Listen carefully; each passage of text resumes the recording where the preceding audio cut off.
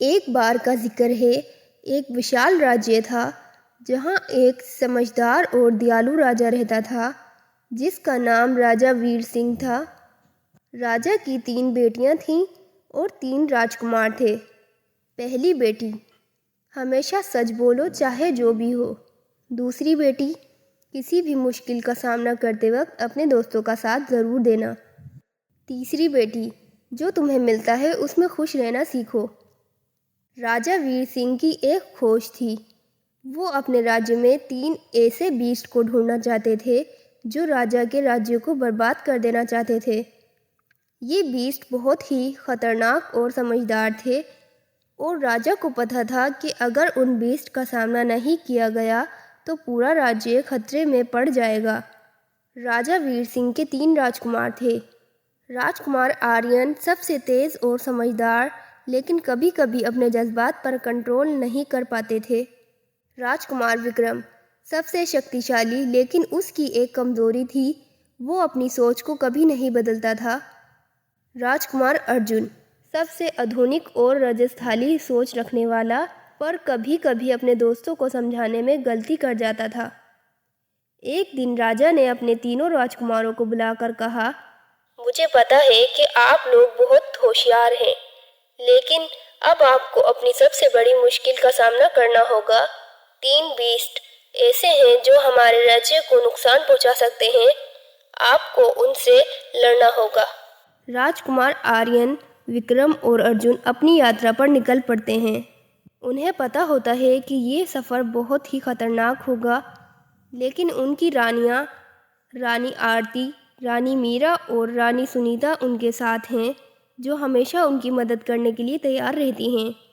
रानी आरती वो सबसे ज़्यादा समझदार और दिमागी थीं। वो हर मुश्किल को समझने में मदद करती थीं। उसकी एक ख़ास खूबी थी, वो किसी भी इंसान या बीस्ट के दिमाग में घुस सकती थी और उन्हें अपनी बात मनाने पर मजबूर कर सकती थी। रानी मीरा, उसकी ताकत थी अपने दोस्तों की ढाल बनना। उसकी मासूमियत में भी एक शक्ति थी जो दुश्मनों को हिलाकर रख देती थी। रानी सुनीता वो एक शक्तिशाली वॉरियर थीं जिसके पास कई लड़ाई के तरीके थे। उसकी तलवार कभी भी गलत जगह पर नहीं लगती थी और वो अपने राजकुमार के साथ हमेशा फाइट करने के लिए तैयार रहती थी। जब ये 3 राजकुमार और रानियां बीस्ट के साथ सामना करते हैं, हर बीस्ट की अपनी एक अलग ताकत होती है। पहला बीस्ट, काला पत्थर। ये बीस्ट रात के अंधेरे में जिंदा होता था और अपने दुश्मनों को अंधेरे में अपने जाल में फंसा लेता था, लेकिन रानी आरती ने अपनी समझदारी से उसके दिमाग को कंट्रोल कर लिया और उसे ये समझाया कि उसे अपने अंधेरे में जीने का कोई हक नहीं है। ये बीस्ट सबसे शक्तिशाली था, पर अपने जज्बात पर कभी कंट्रोल नहीं कर पाता था। राजकुमार विक्रम ने अपनी शक्ति से उसका सामना किया, लेकिन वो अपने जज्बात को पहचानने और समझने में थोड़े धीरे थे। रानी मीरा ने उसका सहारा दिया और उसे अपनी असली जज्बात को समझाने की सलाह दी, जिससे जोरवा को अपनी असली रूप का पता चला और वो शांत हो गया। आनंद ये बीस्ट सबसे चतुर और छुपा हुआ था, लेकिन वो कभी भी किसी को समझाने का मौका नहीं देता था।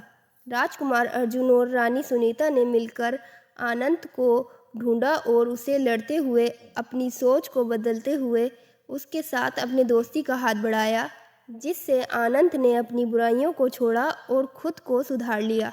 राजकुमार और रानियों की मेहनत रंग लाई। उन्होंने बीस्ट को समझाया और उनकी बुराइयों को दूर किया।